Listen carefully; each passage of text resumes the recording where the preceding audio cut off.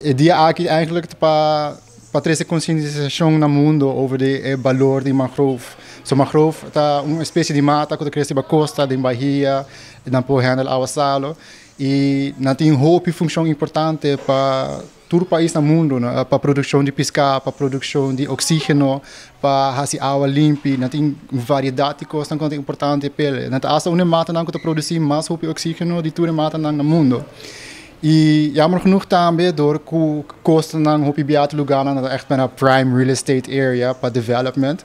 Hopi caminho no mundo, hopi mangrove vai worden perdicaba, anto tem hopi lugar que tá mirando consequências na também agora aqui maneira na tem problema com flooding, problema com reef na tamuriana, pessoa tem bastante pescar, mata bem no back, costa na cena.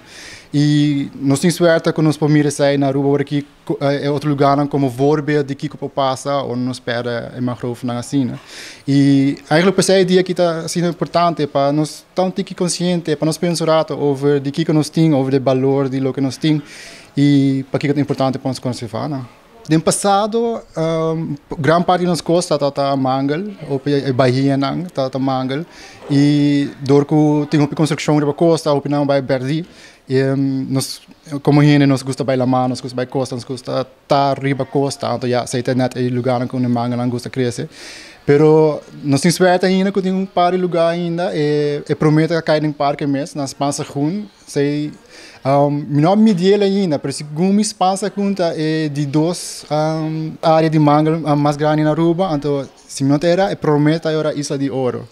Pero verder, riba coisa tem par de lugar chiquito ainda, pero nada echt hopi significante. É coisa importante para realizar que a natureza não gosta ora tem gente rond.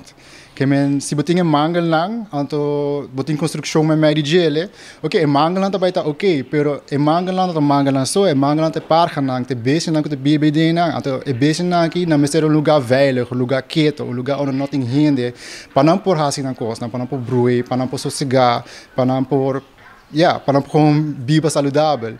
E o momento que você tem gente de sistema assim, natureza também atrás.